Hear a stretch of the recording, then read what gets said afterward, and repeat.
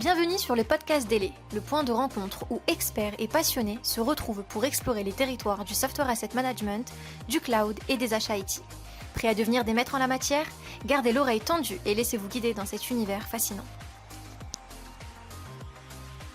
Bonjour à tous et bienvenue dans ce nouvel épisode du podcast d'Ele. Aujourd'hui, on va parler audit. C'est une épreuve parfois. Les éditeurs viennent frapper à la porte et donc on doit se préparer. Et j'ai l'immense honneur d'accueillir Cindy Borries dans ce nouvel épisode.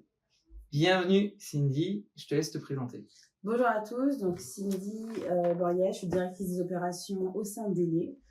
Ça fait 11 ans maintenant que je travaille avec Ele et j'ai en charge l'ensemble des business units qui appuient nos clients sur les sujets de software asset management, que ce soit de l'inventaire, à la préparation à la négociation pour tes équipes et aussi l'audit defense qui, depuis 10 ans, est malheureusement ou heureusement une activité qui se développe.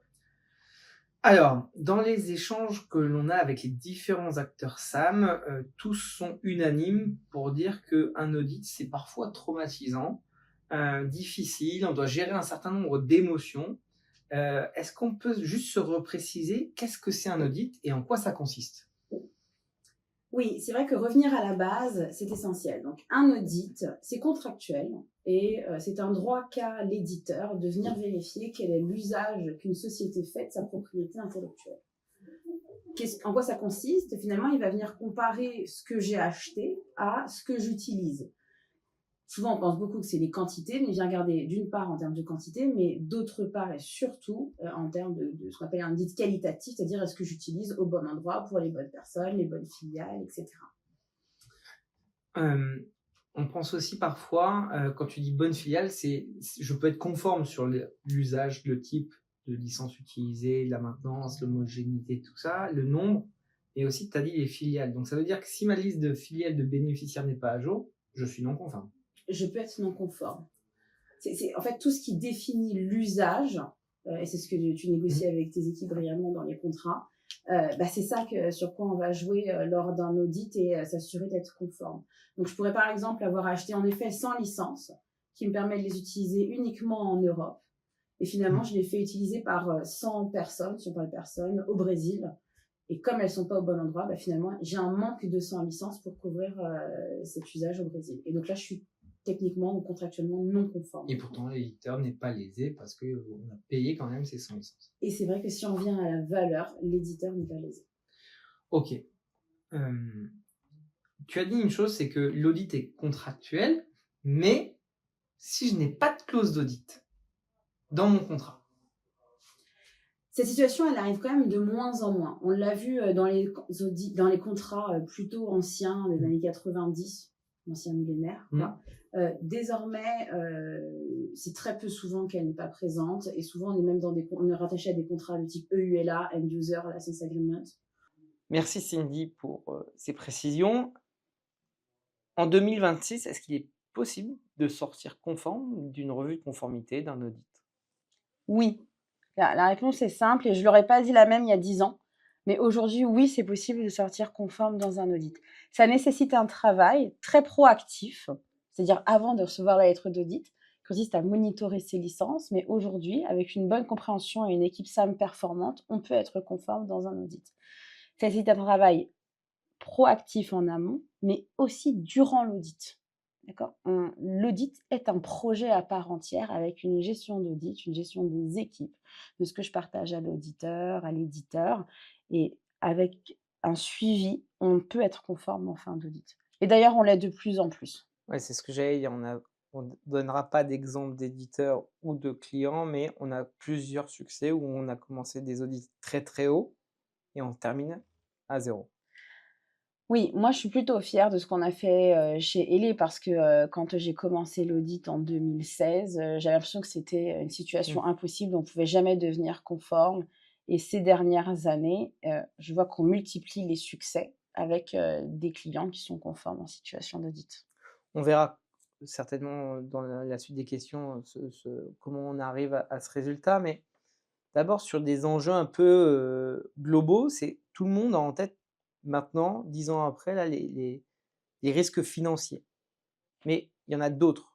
Est-ce que tu peux en énumérer ? Oui, absolument. C'est vrai qu'on focalise tout le temps sur un risque financier de dire: «Je vais sortir avec une pénalité, un genre d'amende Mmh. finalement, que l'éditeur, me l'appliquerait». Il y en a un nombre important à côté. Il y a les risques, liés à la charge, à la consommation que peuvent nous prendre un audit.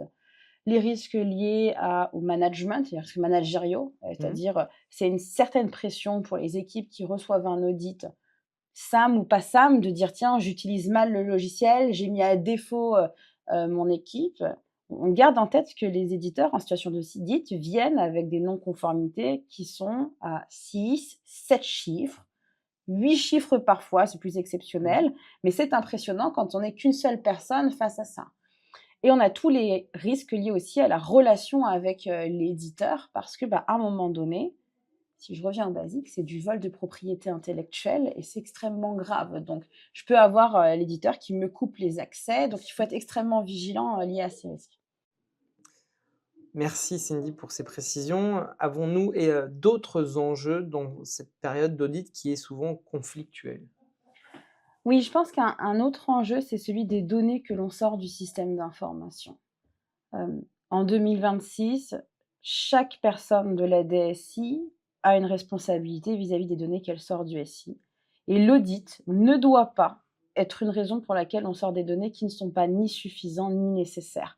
Donc, c'est un des enjeux importants à regarder. Est-ce que les données que je sors pour l'éditeur ou pour l'auditeur liées à ce tampon audit en cours sont nécessaires pour l'éditeur afin qu'il calcule le risque.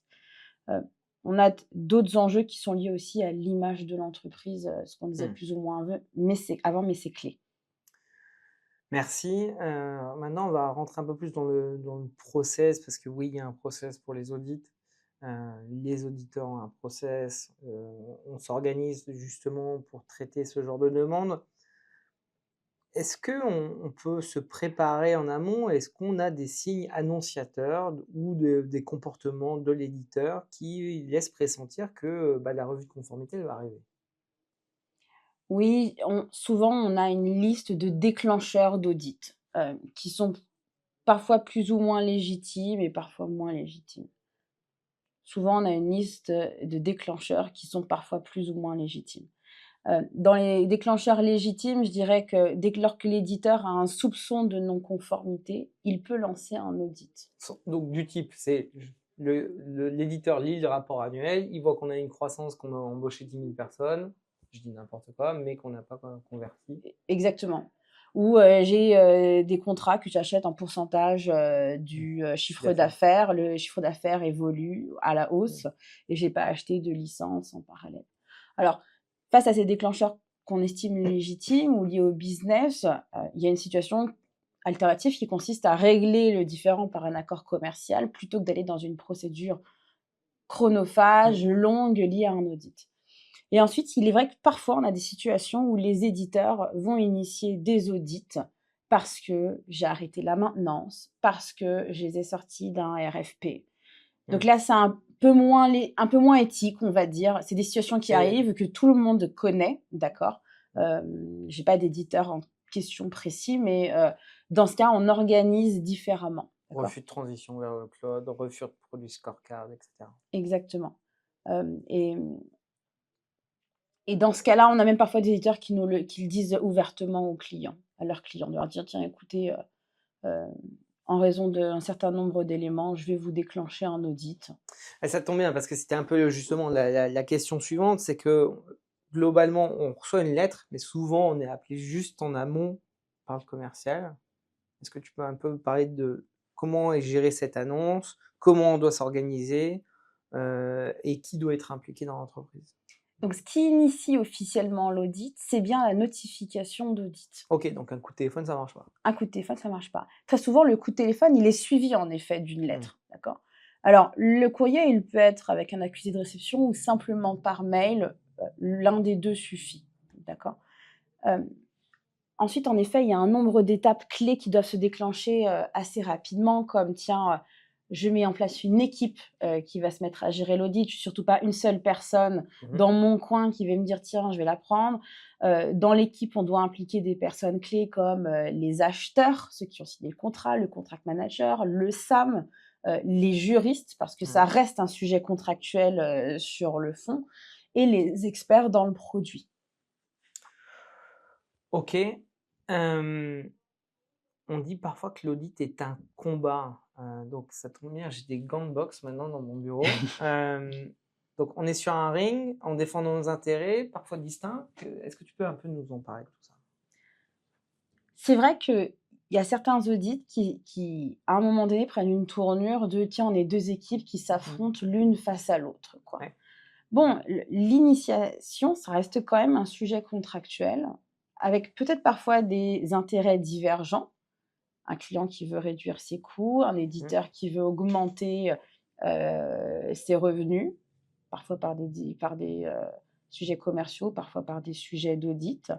À la fin, c'est quelque chose qui doit être extrêmement cadré. Il y a des règles, elles sont appliquées, oui, non. Là où ça converge vers un ring, c'est dès l'instant où j'ai des choses qui sont soumises à interprétation. Donc, plutôt dans l'audit, je gomme avec l'éditeur, et c'est tout à fait légitime de vouloir gommer les sujets ouverts à interprétation, moins je m'assure d'aller dans ce genre de direction. Normalement, on doit, en équipe, aller répondre à une question qui est: est-ce que j'ai respecté ou non la propriété intellectuelle? Ouais, dépassionné. Et en revanche, je le ferai en audit en m'assurant que mon entreprise est respectée et que mes droits en tant que client sont aussi respectés. Ok. On a souvent des questions assez fréquentes à travers des événements qu'on peut faire ou des rencontres. C'est: est-ce qu'on doit répondre vite? Est-ce qu'on a un délai pour répondre? Ou est-ce que je fais la sourde oreille? C'est un sujet contractuel. Donc, faire la sourde oreille, si jamais l'audit est légitime et déclenché selon les règles, ce n'est pas forcément une recommandation que je ferais. D'accord ? Est-ce que j'ai un délai, pour revenir à ta première question? Souvent, on a un délai contractuel de je dois répondre à la lettre de notification d'audit. D'accord ? J'ai en revanche aucun délai sur quand est-ce que l'audit doit être clôturé au bout de X jours ou X mois. D'accord ? Donc, comment est-ce que l'on fait? On doit absolument s'assurer d'avoir des discussions avec l'éditeur. L'audit doit avancer, parce que le faire une attente pendant 3 mois, ça ne fait pas sens. Et en revanche, s'assurer que toutes les demandes qui sont faites, toutes les réponses qui sont faites, respectent les procédures internes que l'on a sur la gestion d'audit. Est-ce que toutes les données et demandes sont légitimes? Et est-ce qu'on a une obligation d'y répondre? Il est vrai qu'on voit des dérives dans les audits. Et si je suis factuelle, je vois des demandes qui vont au-delà de juste est-ce que j'ai besoin de tant de licences pour mon usage. Donc, je dois répondre aux requêtes dès lors qu'elles permettent à l'éditeur d'évaluer ma position de conformité. Si jamais j'ai des données qui ne sont pas ce que j'appelle strictement nécessaires et suffisantes, alors dans ce cas, je ne suis pas obligée d'y répondre. Je vais Exemple? vous donner un exemple. Si jamais je viens auditer pour un système d'exploitation et que l'éditeur me demande quels sont mes autres systèmes d'exploitation, là, il y a des choses liées à la concurrence qui ne sont pas éthiques, quoi. Donc, dans ce cas, je n'ai pas à y répondre. Si jamais l'éditeur vient me demander où sont situés mes utilisateurs et que je n'ai pas de clause liée à la localisation des utilisateurs, je n'ai pas besoin de lui répondre sur ces données. D'accord ? C'est vraiment clé, cette histoire de le besoin d'en connaître, en fait, à quel point ils ont besoin d'avoir ces informations. Mais parfois, c'est pas simple de se positionner là-dessus, parce que quand on dit non, on ne répondra pas, ça peut mettre aussi... c'est pas simple de gérer la pression, en fait. Si Oui. c'est en live, si c'est par mail, ça sera un autre mail. Mais juste dire non à une personne de manière insistante, c'est compliqué. C'est pour ça que tu peux très vite partir vers un ring. Dans le « j'ai besoin de ça », la réponse c'est non. En revanche, dans le « j'ai besoin de ça » et la réponse pourrait être « excusez-moi, pouvez-vous m'expliquer pourquoi est-ce que vous avez besoin de ça ?» Là, on va dans des échanges constructifs. D'accord ? Justement, qui répond à l'éditeur? C'est une des autres questions qu'on a souvent, c'est: est-ce que c'est le SAM? Est-ce que c'est légal? Est-ce que c'est un avocat externe? Est-ce qu'on met ailé? Qui répond? À l'acheteur? Moi, j'aime beaucoup quand c'est l'acheteur qui répond. Parce que le SAM, l'audit est un sujet lié au SAM et aux achats. Et la meilleure équipe qui porte la meilleure relation avec l'éditeur, ça reste quand même les achats. D'accord ? Donc, En revanche, se faire appuyer d'une équipe Mmh. compétente derrière, mais l'achat répond.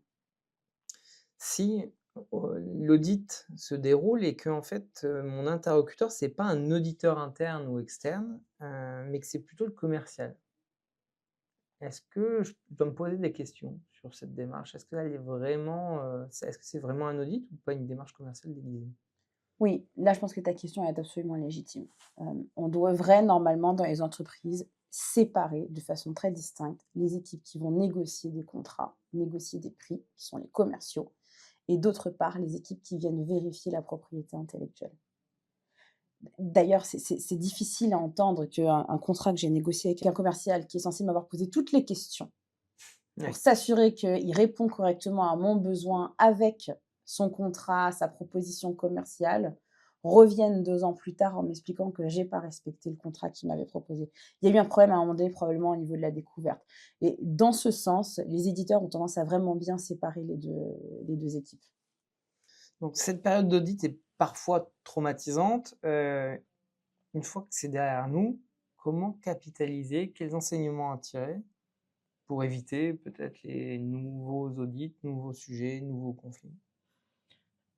Je pense qu'en effet, une entreprise apprend énormément d'un audit parce que ça soulève à la fois, l'ensemble des vulnérabilités qu'on peut avoir. J'ai mal surveillé les Mmh. utilisateurs, j'ai mal monitoré, je m'y suis mal pris pendant l'audit, j'ai pas pensé à vérifier cette clause lorsque j'ai signé le contrat. Donc, il est extrêmement important d'avoir une phase de rex ou de rétex, de tiens, qu'est-ce qui a bien fonctionné, qu'est-ce qui a moins bien fonctionné durant cet audit, et d'adapter nos procédures d'audit, nos procédures de gestion d'audit par la suite. Voilà. Et d'ailleurs, c'est une des recommandations numéro un. Mmh. Dans chaque entreprise, je dois avoir un processus très clair de comment est-ce que je réponds à un audit. Quelles sont toutes les phases par lesquelles je dois passer? Un accord de confidentialité, la Mmh. validation des contrats, des achats, etc. Et je dois l'améliorer au fur et à mesure des audits que j'ai. Et du coup, est-ce que je dois en faire la publicité? Parce que je me dis, si j'en fais de la publicité et que les éditeurs voient que je sais faire, peut-être qu'ils viendront moins me chercher. Oui, 100% d'accord. Euh, il faut faire la publicité et en interne. C'est-à-dire que Mmh. parfois, on a aussi des équipes éditeurs qui viennent attaquer un sujet d'audit directement avec les opérationnels. Et dans ce cas, c'est extrêmement dangereux pour une entreprise parce que les opérationnels n'ont pas signé le contrat, n'ont pas monitoré l'usage, peuvent partager beaucoup plus d'informations Mmh. que nécessaire et ça nous met en danger. Donc, faire de la communication en interne permet de nous protéger. Et faire de la communication en externe, je sais que j'ai toujours imaginé à titre personnel un jour avoir des entreprises qui disaient: «Mais attendez, moi j'ai fait 5 audits, j'étais conforme sur les 5 derniers, donc sachez, cher éditeur, que j'ai un fort intérêt pour la propriété intellectuelle et peut-être que c'est pas chez moi qu'il faut vérifier», et dans ce cas, éviter cette Après, charge liée à l'audit, quoi. logiquement, ça se sait après sur le marché. Exactement, exactement. Et c'est vrai que ça prend beaucoup de temps en audit à une société. Il faut compter un processus qui dure entre 6 mois et 1 an, Mmh. bien que les éditeurs aient tendance à proposer quelque chose en 3 semaines, mais que j'y crois pas une seule seconde, On le n'a temps de pas vu tomber un audit d'accord. terminé en 3 semaines. Non, ou il est catastrophique, mais c'est très rare d'en voir un, c'est tout. Ouais, ouais, ça me fait penser à un point aussi, c'est que souvent, tu l'as mentionné un petit peu, mais qu'on soit bien clair là-dessus, c'est que les éditeurs ne font pas toujours en direct ces audits et que ça leur coûte aussi beaucoup d'argent.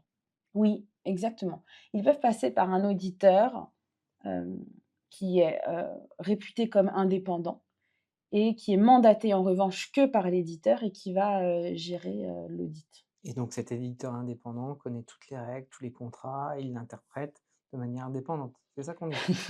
Sur le papier, c'est comme ça que c'est écrit. Et dans la réalité, c'est complètement Non, faux. dans la réalité, il faut être très vigilant en effet, c'est-à-dire, hem, ne pas se mettre des œillères autour des yeux et comprendre que l'auditeur est payé par une des 2 parties, Donc d'accord? qui est conflicté. Probablement conflicté, et que nous derrière, on a l'intérêt de, préserver les intérêts de notre entreprise. Hem, Est-ce qu'il existe des solutions pour réduire ce risque d'audit? Répondre strictement aux demandes, je dirais, d'accord? Ne pas aller fournir trop d'informations, plus qu'on en ait besoin. Hem, Bien cadrer dès le début. C'est quoi la règle? Sur quoi on est tombé d'accord? J'ai vu des audits, où des clients étaient conformes mais la conclusion de l'audit a rendu non conforme. Et ça, je me suis dit à Mmh. chaque fois, mais c'est improbable cette situation. Et les raisons, c'était parce que on n'est pas tombé dès le début d'accord sur ce qui avait été validé par le commercial 3 ans, 5 ans, 10 ans plus tôt. Et du coup, on a une interprétation de la part de l'éditeur qui revient sur des accords commerciaux quand même, Mmh. plus ou moins explicites, plus ou moins interprétables dans l'écrit. Et en fait, ça change toute la fin de l'audit parce qu'à la fin, toute la charge est côté client et non pas côté éditeur. Donc ça, c'est extrêmement important. Comment est-ce qu'on réduit le risque? Bon, il n'y a pas de méthode magique sinon, il faut travailler en continu et en amont. Un top 10 éditeur, ce que tu appelles toi le Mmh. tier 1 par Ouais. exemple, si je ne le monitore pas comme le lait sur le feu, vous pouvez être sûr que ça va forcément à un moment donné aller vers une non-conformité. Ça me fait penser justement à un point sur ce rapport d'audit. C'est que j'ai déjà eu un cas il y a très longtemps sur l'éditeur à la première page, en fait, a mis beaucoup de contexte. On a déroulé, nanana, et cetera, et il a laissé des portes ouvertes pour refaire un audit, dans le futur. Donc le combat, c'était il y avait quelques points de conformité, mais il faut bien garder en tête que l'audit, à la fin, c'est un tableau, à la limite, qui dit c'est quoi tes usages, c'est qu'est-ce qui était déployé, c'est quoi les deltas. Et on évite toute cette contextualisation. Je sais pas si. Oui, absolument. Hem, Ce qui termine un audit, c'est la lettre de clôture d'audit. Tant que je ne l'ai pas, l'audit reste ouvert. Et donc, tant que je ne l'ai pas, je suis à risque lié à une extension du scope, une nouvelle filiale que je viens d'acheter. Bah, tiens, on va étendre à cette filiale. Et là, je crée du danger pour l'entreprise. Donc, c'est extrêmement important, en effet, de avoir un contexte. Laisser dans ce rapport d'audit très peu d'interprétabilité. Le Mmh. sujet, il est traité ou non traité. Il n'est pas en Blanc cours ou ou noir. quasiment fait, et cetera. Un sujet aussi lié au rapport d'audit et pardon pour nos amis éditeurs et auditeurs, mais le client doit relire ses rapports d'audit. Est-ce que tu as une idée, par exemple, du pourcentage de rapports d'audit qui sont incorrects, du premier rapport d'audit? Ah, je pense que moi, tous ceux que j'ai vus, ils étaient incorrects. Exactement, et c'est estimé à plus de 90. Donc, c'est-à-dire qu'un rapport d'audit fait par un éditeur ou par un auditeur indépendant contient des erreurs. Et ces erreurs, c'est rarement à l'épaisseur du trait. On est parfois sur des grosses erreurs. Donc, il faut Ouais. être très vigilant, passer du temps. Ça fait partie des fameux recos de comment est-ce que je fais pour réduire le risque. Chaque étape, elles doivent être vérifiées dans la gestion d'audit. J'ai un cas là, tu me fais penser aussi, un autre souvenir, c'est que au moment donc on cadre NDA, protocole, et en fait, ce qui s'est passé, c'est que au moment du rapport d'audit, on prend la surprise qu'on est non conforme. Oui, Sauf qu'en fait, le truc, c'est que, alors tu auras peut-être un autre exemple, c'est que l'éditeur avait ajouté des périmètres qui n'étaient pas dans l'audit.